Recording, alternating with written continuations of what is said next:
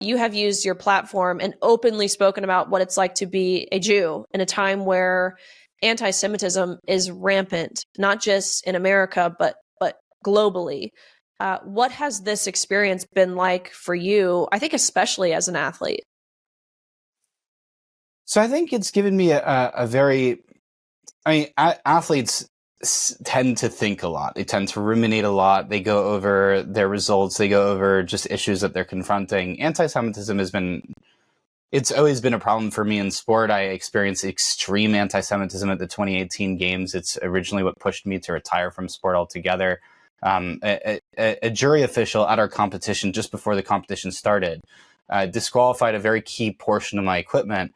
And there was no rule to do so except for the rule in the rule book that said that the jury could make up rules as they wanted. And when I asked him, I was like, hey, show me the rule. Like, why? He said, you people make all the rules, but not today. And he was clearly referring not to Israelis, he was clearly referring to Jews.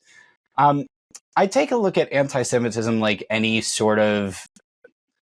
Jews are a very small segment of the population. Jews are what, 2% of the American population. I try not to make things about Jews because everyone's just trying to put food on the table for their family. They're trying to make ends meet. And like, people shouldn't need to care about any other, they should care about their family and they should care about themselves and should care about their communities and what they truly care about.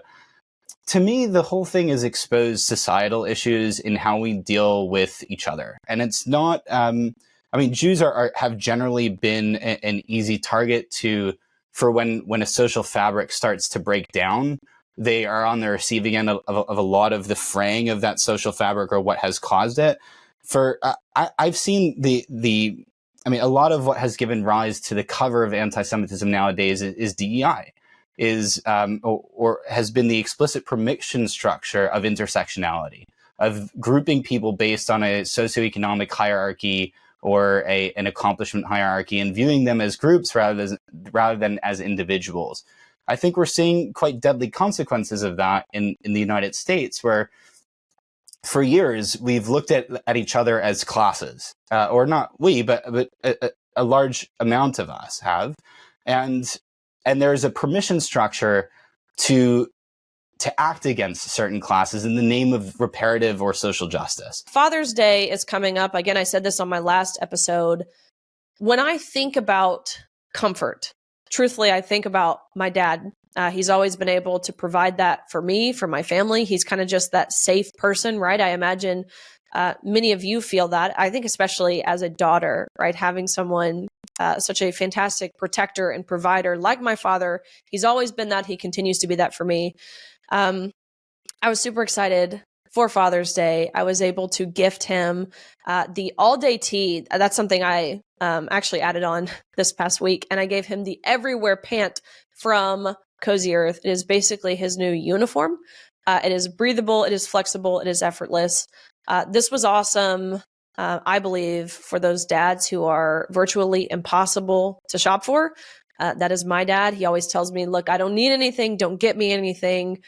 He hasn't taken these clothes off. I gave them to him early because I was so excited when I got them in the mail. So if it's something you're interested in, you want to give a gift to your dad, the one who is impossible to shop for, not to mention Cozy Earth has a lifetime warranty on all of their apparel. So there's literally zero stress in giving the gift of comfort. If you don't know the size, doesn't matter. You can return, get it back. Anyways, go over to CozyEarth.com. You can use my code GAINS, GAINES, for 40% off all men's apparel. So for the dads who give their best from 9 to 5, you can give them Cozy Earth for their 5 to 9. And again, my dad loves this. I love this. My husband loves this, for that matter. And a lot of what we've seen in terms of the anti-Semitism, especially in the wake of, let's say, like the DC shootings or the Boulder Molotov cocktailing of the group, is we have a lot of excusal of it, and we even saw something akin, the excusal of violence against the United Healthcare CEO and the lionization of this kid who shot him in the back. Right? America doesn't stand for shooting people in the back. America doesn't stand for firebombing senior citizens because they're voicing what you believe to be an incorrect opinion. it just doesn't make sense. And so to me, it's less about, I mean, obviously the Jews are receiving the brunt of it. According to FBI statistics, it just is. But it points to me because as we know from years of reverse racism training in the workplace, telling people not to dislike other people generally pushes them to dislike them further, creates a further class of it others them further. And I always try to stay away from, well, anti-Semitism, of course, hatred of anyone is bad. But I try to identify what, from a societal standpoint, has broken down that this is suddenly acceptable. Why is it acceptable that a New York City mayoral candidate who's possibly going to win is a rabid anti-Semite, right? Who does not hold American values. And generally what we've seen is that anti-American values go against Judeo-Christian values, right? What they reject is Judeo-Christian values. Judeo is the Jews. It's really hard to reject a whole lot of Christians because people themselves view themselves as Christians. But, you know, if people were asking me what I've observed in terms of the rise of anti-Semitism, I'd say as a last point, not to make the point too long, but anti-Semitism to me has always been I view it through the lens of like a tea kettle, and this sort of social pressure builds up, and the social pressure builds up, and intersectionality really built up the pressure in terms of viewing oppressors and oppressed narrative structure as permission structures for violence or aggression or discrimination against other people. We saw it in the Harvard case against Asians, right? Why is it okay to discriminate against Asians? Right? It's not. It shouldn't be. But, you know, we do. Or at least Harvard went to bat to do that, and a lot of other universities. And then anti-Zionism is the permission structure that allows that valve to release. So people in polite society can say they hate Israel and then do a whole bunch of anti-Semitic stuff, right? Go firebomb Jewish people or empty 21 bullets at the Jewish Museum to Jews.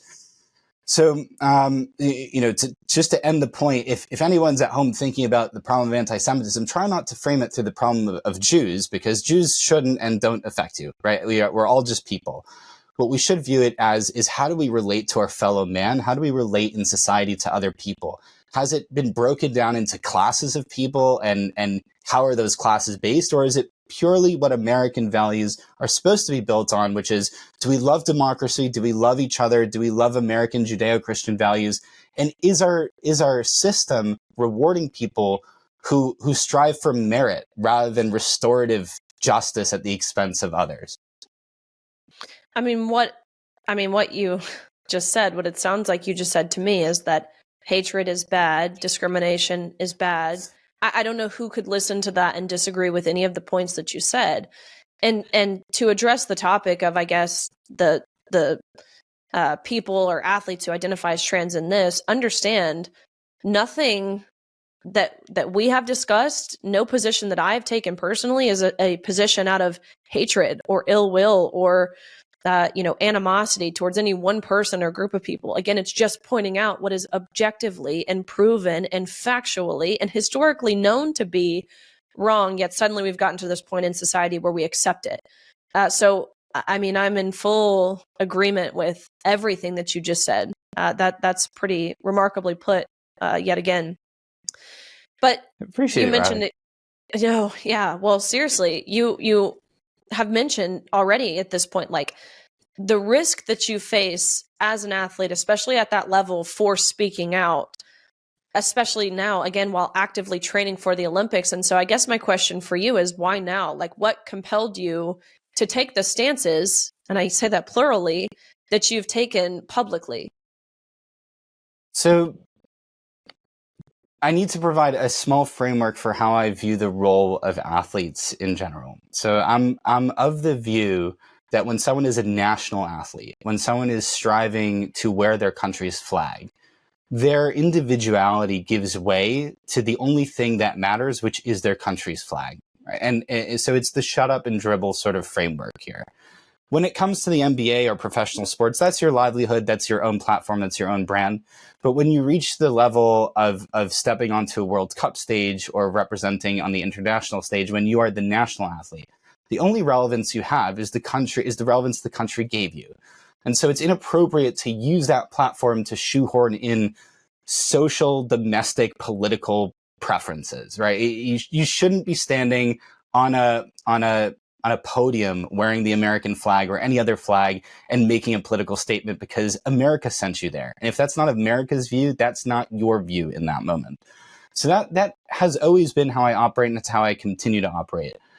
On October 7th, 2023, we had a team ready to go for the bobsled season. I'd always been extremely, even within the framework of speaking out just specifically for the country or the country's views, I always viewed myself as like, hey, I'm just a dude doing my dude thing. But all my brothers were called to war, including we had 3 Arab Druze on the team. Druze are a very special Arab minority in Israel. They're also based in Syria. Everyone was called to Gaza and everyone had to go fight. And I kind of viewed it as, okay, so I'm not going to fight for some social justice, political thing, but I am going to give a voice to what the country is trying to experience because I am an extension of the country. So it's my way of speaking out. When it comes to issues like the trans in sports, right, talking to what you mentioned about it's dangerous to speak out, I think Olympians rely... a lot of times we could barely make ends meet. There's a really big disconnect between the impression of how much people are supported, even in a program like the United States, of how much support you get and what you need to do to basically feed yourself. Sponsorship is the lifeblood of everyone's journey. It's what allows you to get from A to B. And if you sacrifice sponsorship, you could be sacrificing the entirety of your body, of your life's work. Right? If your life's work is to make the games or to get to a sporting competition, speaking out on a socially unacceptable subject, such as trans in sports, can place all of that in jeopardy for something that you don't, at the end of the day, might not have any sort of dent on, right? You're a drip of water in the ocean of public opinion. And so it's been very dangerous for people, especially Olympians, to speak out on issues like trans in sports. All of us, I'd say the vast majority, greater than 90%, probably greater than 95% of Olympians or people who strive for the Olympic level, we know, we are aware, and we view trans in sports as it's an abhorrent, it's obscene, right? It's obscene to the concept of fairness of sport, right? It's just wrong. But you can't speak out against it because the major sponsors embrace it. Nike fully embraced it. Adidas embraced it. You saw Anheuser-Busch, right? Bud, embrace it. So are you going to go out and stick your neck out and sacrifice your ability to actually make the games for saying this is wrong? No, you're going to leave it up to the talking heads because that's their job and your job is not. When it comes to trans in sports, this is not, to me, any sort of issue that treads on a national political conversation. It's an issue of sporting conversation, right? This has to do with my job structure. This has to do with my industry, right? And so speaking out is the responsibility.